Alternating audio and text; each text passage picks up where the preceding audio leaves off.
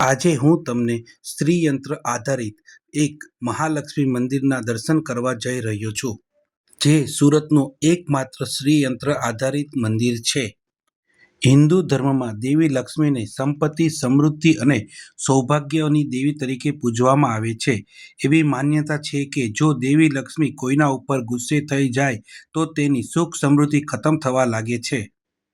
સમુદ્ર મંથનમાંથી જે 14 રત્નો નીકળ્યા હતા તેમાંથી માતા લક્ષ્મી મુખ્ય હતા. દેવી લક્ષ્મી કમળના ફૂલ ઉપર બેઠેલા અથવા ઊભેલા સુંદર સ્ત્રી તરીકે દર્શાવવામાં આવે છે, જે શુદ્ધતા અને શાણપણનું પ્રતીક છે. તે ઘણીવાર એક હાથમાં કમળનું ફૂલ અને બીજા હાથમાં સોનાનો ભરેલો કળશ સાથે હોય છે, જે સંપત્તિ અને સમૃદ્ધિનું પ્રતીક છે. હિન્દુ ધર્મમાં લક્ષ્મીને સંપત્તિ અને સારા નસીબની દેવી તરીકે પૂજવામાં આવે છે અને તેના ભક્તો માટે શુદ્ધ, સફળતા અને સુખ લાવવા માટે મનાવવામાં આવે છે.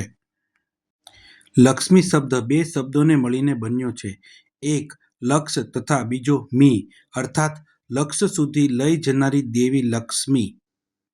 લક્ષ્મી માતાના અન્ય નામો જે નીચે પ્રમાણે છે: શ્રીદેવી, કમલા, ધન્યા, હરિવલ્લભી, વિષ્ણુપ્રિયા, દીપા, દીપ્તા, પદ્મપ્રિયા, પદ્મસુંદરી, પદ્માવતી, પદ્મનાભપ્રિયા, ચંદ્રમહોદરી, પુષ્ટિ, વસુંધરા વગેરે નામ મુખ્ય છે.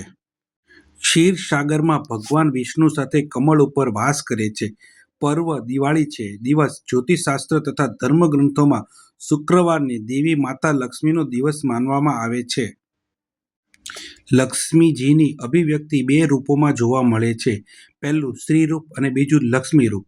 સ્ત્રી રૂપમાં તે કમળ પર બિરાજમાન હોય છે અને લક્ષ્મી રૂપમાં તે ભગવાન વિષ્ણુની સાથે હોય છે. લક્ષ્મી માતાનો બીજ મંત્ર ઓમ હીમ શ્રીમ લક્ષ્મીભ્યો નમઃ છે. આ મંદિર કોઝવેથી થોડુંક જ આગળ અને લાલ ગણેશ મંદિરથી નજીક. કોઝવે અને લાલ ગણેશ મંદિરની વચ્ચે આ રાજરાજેશ્વરી શ્રી મહાલક્ષ્મી માતા મંદિર આવેલું છે.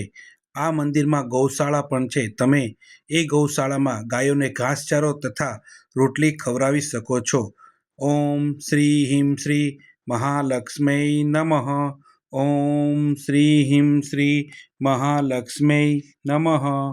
જય મહાલક્ષ્મી.